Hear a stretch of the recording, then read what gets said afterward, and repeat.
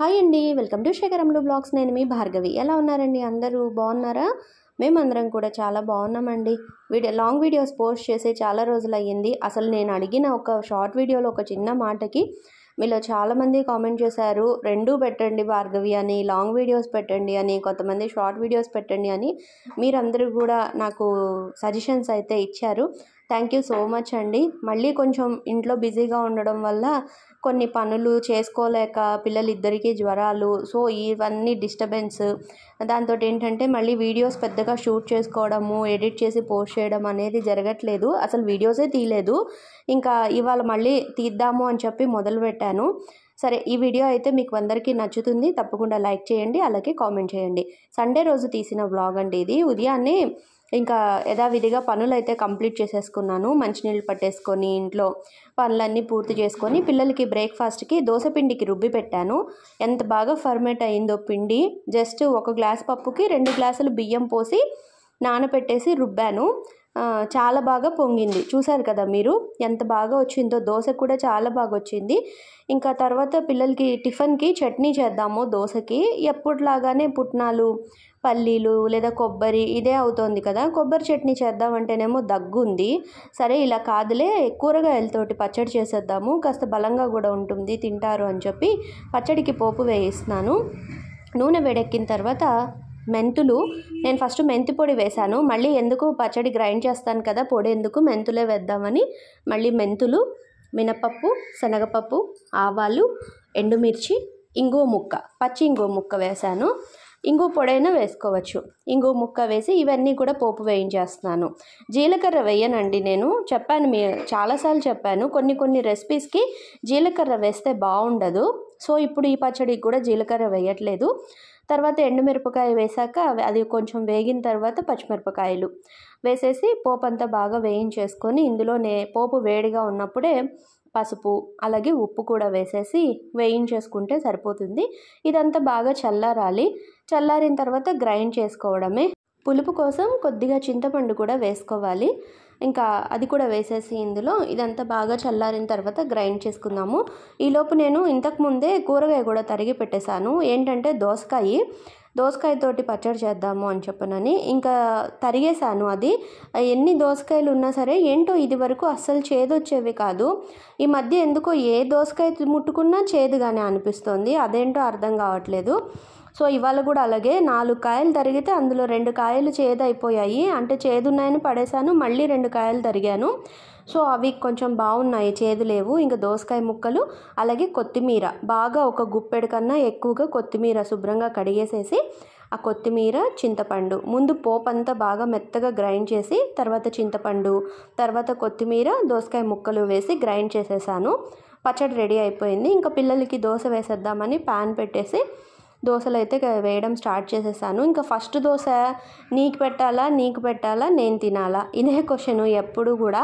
అదేంటో ఎందుకో ఎప్పుడు కన్ఫ్యూజ్ అయిపోతూ ఉంటాను. సరే ఇలాంటి కన్ఫ్యూజ్ ఎందుకు, పొరపాటు చేయడం ఎందుకు తెలిసి తెలియక అని ఎప్పుడు కూడా ఫస్ట్ దోశ వేయగానే, అంటే పిండి రుబ్బిన వెంటనే ఫస్ట్ దోశ వేస్తాను కదా, అప్పుడు ఫస్ట్ దోశ వేసినప్పుడు అది ఒక చిన్న బుల్లి దోశ వేస్తాను. వేసి అది అగ్నిహోత్రంకి అన్నట్టుగా వేసేస్తాను. ఇంకా అది నీకా నాకా అని చెప్పి ఊరికే వంతులు వేసుకోకుండా, నేను మర్చిపోయి తెలిసి తెలియక చిన్నపిల్లలకి పెట్టాలా పెద్ద పిల్లలకి పెట్టాలా ఈ డౌట్ నాకు ఎప్పుడూ ఉంటుంది. పైగా మర్చిపోతూ ఉంటాను నేను. అందుకని ఇలా అగ్నిహోత్రంకి వేసేస్తాను ఫస్ట్ దోశ. ఇంకా తర్వాత నుంచి ఇంకెప్పుడు దోశలు వేసినా సరే నార్మల్గా ఇంకా అందరము తినేస్తాము. సో ఇప్పుడు కూడా ఫస్ట్ ఒక బుజ్జి దోశ వేసేసి అది స్టవ్ మీద పెట్టేశాను అగ్నిహోత్రం కని. తర్వాత దాన్ని తీసుకెళ్ళి గోడ మీద పెట్టేస్తాను. లేకపోతే అటు చెట్లల్లోకి వేసేస్తే మాకు ఎలాగో నైట్ టైం అయితే పందికొక్కులు అవి తిరుగుతూ ఉంటాయి, అవి తినేస్తాయి. లేదా గోడ మీద పెట్టేస్తే కాకులు, బోల్డ్ అన్ని కాకులు వస్తూనే ఉంటాయి. ఏదో ఒక కాకి తీసుకెళ్ళిపోతుంది ఆ ముక్కని. సో అలా చేస్తాను. ఇంకా పిల్లలకి దోశలు వేయడం స్టార్ట్ చేశాను. ఎలాగో ఫస్ట్ 2 దోశలు కొంచెం విసిగిస్తాయి, తర్వాత నుంచి చాలా బాగా వస్తాయండి. అయితే ఈ ప్లేట్స్ వచ్చేసి ప్లాస్టిక్ ప్లేట్లలో పెడుతున్నారు మీరు, ప్లాస్టిక్ అవాయిడ్ చేయండి, ప్లాస్టిక్ బౌల్స్లలో పెట్టద్దు అని ఇలా కామెంట్స్ వస్తూ ఉన్నాయి ఇవి చూసినప్పుడు. అలాగే నేను ఒక 2 బౌల్స్ యూస్ చేస్తాను, 2 కాదు 4 బౌల్స్. అవి కూడా వాటిని చూపించినప్పుడు కూడా ఇదే కామెంట్ నాకు ఫ్రీక్వెంట్గా వస్తూ ఉంటుంది, అది ఎప్పుడు చూపించినా సరే. ఇవి ప్లాస్టిక్వి కాదండి. అంటే పాత సబ్స్క్రైబర్స్ అయితే మీకు తెలిసిపోయింది, నేను చెప్పాను ఆల్రెడీ. కొత్తగా చూస్తున్న వాళ్ళు ఏంటంటే మళ్ళీ అదే కామెంట్ చేస్తూ ఉంటారు. సో వాళ్ళ కోసం అని చెప్తున్నాను. ఈ ప్లేట్స్ ప్లాస్టిక్వి కాదు, పింగాణి అంటాం కదా మనం, అవి డిన్నర్ ప్లేట్స్ టైప్ వస్తాయి కదా, అవి ప్లాస్టిక్ కాదండి. మ్యాక్సిమం మా ఇంట్లో నేను అసలు ఎక్కువగా ప్లాస్టిక్ అస్సలు యూజ్ చేయను. అందులోనూ వేడిగా వేసుకొని తినేవి ప్లాస్టిక్ వాటిల్లో అస్సలు తినము. నాకు అలవాటు లేదు, పిల్లలు కూడా తినరు అలాగా. వాళ్ళు కూడా అలా పెట్టుకొని తినడము, ప్లాస్టిక్ బౌల్స్లలో వేసుకొని తినడము అలా చెయ్యరు. సో ప్లాస్టిక్ అయితే కాదు. బౌల్స్ కూడా సేమ్ అలాగే పింగాణి బౌల్స్, అవి ప్లాస్టిక్ అయితే కాదు. సో అది ఇంకా తర్వాత బ్రేక్ఫాస్ట్ పిల్లలకి ఇచ్చేసి నేను కూడా తినేసాను. తినేసిన తర్వాత ఇంకా గాజుల డబ్బా ముందు పెట్టుకొని కూర్చున్నానండి. నేను నా గాజులు మ్యాచింగ్ వేసుకుంటూ ఉంటాను. అలాగే ఎక్కడికన్నా వెళ్ళినప్పుడు కొంచెం ఏ గుడికో అలా వెళ్ళినప్పుడు, బయటికి వెళ్ళినప్పుడు సడన్గా గాజుల షాప్ చూసి అక్కడ ఏదైనా ఒక సెట్ బ్యాంగిల్స్ బాగా నచ్చాయి అనుకోండి, తెచ్చుకుంటాను. అలా తెచ్చుకున్నవన్నీ కూడా ఒకసారి 2 సార్లు వేసుకొని తీసేయలేం కదా. సో అవన్నీ ఏంటంటే నా దగ్గర ఇలా ఒక కాటన్ బాక్స్లో ఫ్యాన్ బాక్స్ ఉంటే అందులో వేసి పెట్టేశాను. ఆ గాజులన్నీ కూడా పెట్టేసి ఏవి కావాలో అవి తీసుకొని వేసుకుంటూ ఉంటాను. సో వాటి కోసం అలా ఉంటే గజిబిజిగా ఉంటుంది, తీసి వేసుకోవాలన్నా సరే వెతుక్కోవడం అవుతుంది. అందుకని మొన్నే రీసెంట్గా ఈ బ్యాంగిల్స్ స్టోరేజ్ బాక్సెస్ అయితే బుక్ చేశాను. నిజంగా నాకు ఎంత బాగా నచ్చాయో. నాకే కాదు, మా వారు పిల్లలు కూడా అన్నారు, అమ్మ చాలా బాగుందమ్మా చూడ్డానికి అని చెప్పనని. నాకు కూడా అనిపించింది, ఏ వస్తువైనా ఏదైనా దేన్ని ఎలా ఉంచితే బాగుంటుందో అలా ఉంచితేనే బాగుంటుంది అని కూడా అనిపించింది. ఎన్నో వందలు ఊరికే వేస్ట్గా ఖర్చు పెడుతూ ఉంటాము.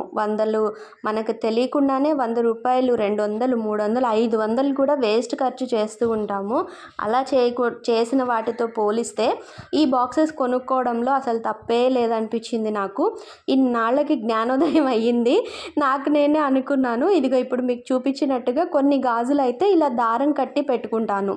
మళ్ళీ వేసుకునేటప్పుడు అవి సెట్గా ఒకే దగ్గర ఉంటాయి కదా, దారం కట్టేస్తే అలా దారం కట్టి పెట్టుకున్నాను. అదే బాక్స్లో వేసేసి ఈ ఫ్యాన్ బాక్స్లో వేసి అన్ని గాజులకి అలా దారం కట్టి పెట్టాను. ఇప్పుడు ఆ దారం అన్నీ కూడా కట్ చేసేసి ఇంకా అన్నీ బాక్స్లలో వేసేస్తున్నాను గాజులన్నీ కూడాను. అయితే మొన్న ఫంక్షన్కి వెళ్ళాను కదా, గృహప్రవేశానికి. వెళ్ళే రోజు నాకు మ్యాచింగ్ బ్యాంగిల్స్ కావాలని చెప్పి వదిన గోల్డ్ శారీ కట్టుకుందాము, దానికి తగ్గట్టుగా తెచ్చుకో బ్యాంగిల్స్, గ్రీన్ బ్లౌజు అని చెప్పి ముందే చెప్పింది. సరే అని ఆ గోల్డ్ బ్యాంగిల్స్, గ్రీన్ కలర్ బ్లౌజుకి మ్యాచ్ అయ్యే బ్యాంగిల్స్ ఇలా సెట్ చేసుకుందామని మొత్తం అన్నీ నా దగ్గర ఉన్న బ్యాంగిల్స్లలో ఏవి మ్యాచ్ అవుతాయని అన్ని తాళ్ళు ఇప్పదీసేసి నేనేమో మ్యాచింగ్ సెట్ చేసుకొని అన్నీ అలా చూసుకొని తీసుకెళ్ళాను. మొత్తం మీద ఇంకా అలా తీసుకెళ్ళి ఫంక్షన్కి వెళ్ళొచ్చాను కదా. ఇంకా ఈ డబ్బా అంతా కూడా గజిబిజి అయిపోయింది, అన్నీ అలా ఓపెన్ చేసి పెట్టేసే వరకు. సరే ఇప్పుడు మళ్ళీ ఇంకా ఈ బాక్సెస్ ఎలాగో కొన్నాను కదా, ఇందాకే వచ్చింది డెలివరీ, చూశాను బాక్సెస్ చాలా బాగున్నాయి, వెంటనే సదిరేద్దాం అందులో గాజులు అని చెప్పి ఇంకా బాక్స్ ముందు పెట్టుకొని కూర్చున్నాను. ఇదిగో ఇలా తాళ్ళన్నీ కూడా కట్ చేసేసి బాక్స్లో సెట్ చేసేస్తున్నాను. అసలు పెళ్ళికి ముందు చేతికి గాజులే వేసుకునేదాన్ని కాదు, అలా మొండి చేతులతో అలాగే ఉండేదాన్ని. ఇంకా ఒక చేతికి ఒక తాడు మాత్రం కట్టుకొని తిరిగేదాన్ని. ఎప్పుడు రెడ్ కలర్ తాడు ఉండేది నా చేతికి, అదొక్కటి కట్టుకొని ఇంకా అలాగే కాలేజీకే కానీ స్కూల్కే కానీ అలాగే వెళ్తూ వస్తూ ఉండేదాన్ని. లెఫ్ట్ హ్యాండ్కి వాచ్ పెట్టుకునేదాన్ని. నాకు వాచెస్ అంటే చాలా ఇష్టము, వాచ్ పెట్టుకోవడం అంటే చాలా ఇష్టము.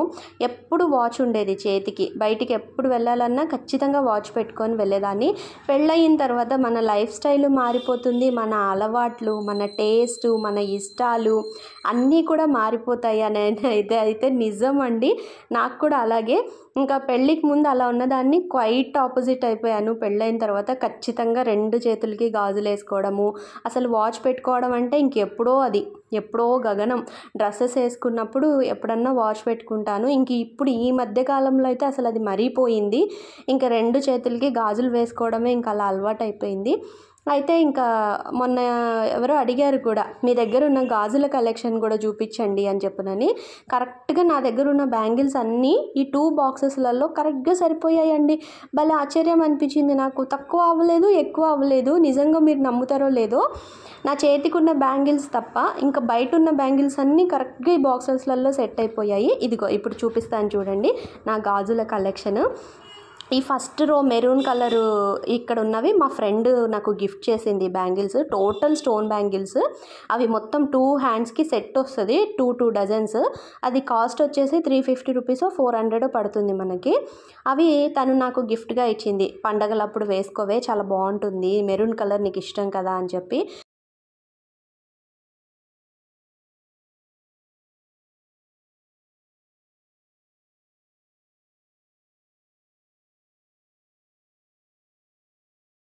తర్వాత ఇంకా దాని పక్కన ఉన్నవన్నీ కూడా నేను శారీస్ మీదకి కొనుక్కున్నవి, ఆరెంజ్ బ్లూ అవి. ఇక్కడ కనిపిస్తున్న మెరూన్ వచ్చేసి చిన్నొదిన వాళ్ళు కాశీకి వెళ్ళినప్పుడు నాకు పెద్దొదినకి తెచ్చిచ్చారు. అవి సింగిల్ బ్యాంగిల్స్ కాశీలో కొన్నవి. ఇంకా ఇక్కడ కనిపిస్తున్న గోల్డ్ కలరు, ఈ మెరూను, గ్రీను ఇవన్నీ కూడా శారీస్ మీదకి నేను తెచ్చుకున్నవి. ఈ మల్టీ కలర్ కూడా పెళ్ళిళ్ళప్పుడు మ్యాచింగ్ శారీస్కి కావాలి అని చెప్పనని ఈ మల్టీ కలర్ తెచ్చుకున్నాను. ఇంకా ఇక్కడ కనిపిస్తున్నవన్నీ కూడా గుళ్ళో అమ్మవారికి పెట్టినవి, లేదా నాకు తాంబూలంలో పెట్టినవి. నేను ఎప్పుడన్నా దసరాలు వస్తున్నాయి, ఇప్పుడు బ్యాంగిల్స్ అమ్మవారికి పెట్టాలి, అలా తెచ్చుకున్నవి. అవన్నీ నార్మల్గా డైలీ యూజ్ బ్యాంగిల్స్ లాగా. అంటే మళ్ళీ పండగలప్పుడు తాంబూలంలో పెడుతూ ఉంటాను, ఆ కొత్తవి ఇక్కడ పెట్టేసేసి నేను మళ్ళీ చేతులకి రెగ్యులర్గా వాడేస్తూ ఉంటాను. సో అలాగా. ఇందాక మా ఫ్రెండ్ ఇచ్చిన మెరూన్ కలర్ బ్యాంగిల్స్కి మధ్యలో మ్యాచింగ్ సెట్ అని చెప్పాను కదా, స్టోన్ బ్యాంగిల్స్. అవి వచ్చేసి ఇక్కడ మీకు కనిపిస్తున్నాయి చూడండి, ఇదిగో ఇవి. ఈ స్టోన్ బ్యాంగిల్స్ ఆ మెరూన్ బ్యాంగిల్స్కి పేరప్ చేసుకొని వేసుకోవాలి. 2 చేతులకి 2 డజన్ బ్యాంగిల్స్ వస్తాయి. అవి చాలా బాగుంటాయి. ఇప్పుడు చూపిస్తున్న ఈ 4 బ్యాంగిల్స్ పెద్దదిన ఇచ్చినవి. తర్వాత ఈ 2 బ్యాంగిల్స్ గ్రీను, మెరూను, ఇవి 2గా ఉన్న బ్యాంగిల్స్ నేను షాప్కి వెళ్ళినప్పుడు నాకు నచ్చి తెచ్చుకున్నవి. సో ఇవి.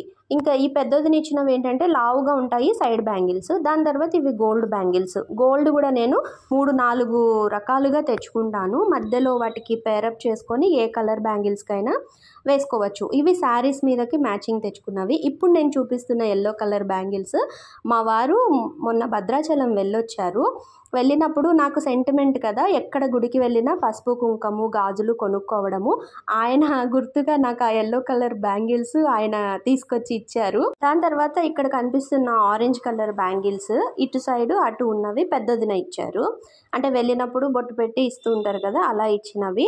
మీకు విషయం చెప్పనా, ఇప్పుడు నేను మీకు చూపించిన ఈ గాజులు అన్నీ కూడా మట్టి గాజులే. ఇదిగో ఇవి పెద్దదినిచ్చినవి. ఇవన్నీ కూడా మట్టి గాజులేనండి. ఇలా డిజైన్గా ఉన్నాయి, డ్రెస్సెస్ మీద వేసుకునేవి, సింగిల్ బ్యాంగిల్స్లా వేసుకునేవి అయినా సరే మట్టి గాజులే. అది సింగిల్ బ్యాంగిల్ అయితే కాదు, 2 గాజుల్ని కలిపి ఒక గాజుగా చేసి దాని మీద డిజైన్ వేస్తారు. సో అన్నీ మట్టి గాజులే. అట్టడబ్బా అయితే ఖాళీ అయిపోయిందండి. నాకే చూడ ముచ్చటగా అనిపించింది. ఇలా బాక్స్లో నీట్గా అన్నీ పెట్టేసేసుకుంటే చక్కగా మనకి ఏ కలర్ కావాలో అది వెతుక్కోకుండా చూసిన వెంటనే నచ్చిన కలర్ తీసుకొని మ్యాచింగ్ బ్యాంగిల్స్ అయితే వేసుకోవచ్చు కదా. చాలా బాగుంది. ప్రోడక్ట్ లింక్ ఇస్తున్నాను. ప్రోడక్ట్స్లలో మీకు ఎవరికైనా నచ్చితే మీరు తీసుకోవాలి అనుకుంటే తప్పకుండా తీసుకోండి. వీడియో నచ్చితే లైక్ చేసి కామెంట్ చేయండి. Thank you. బాయ్.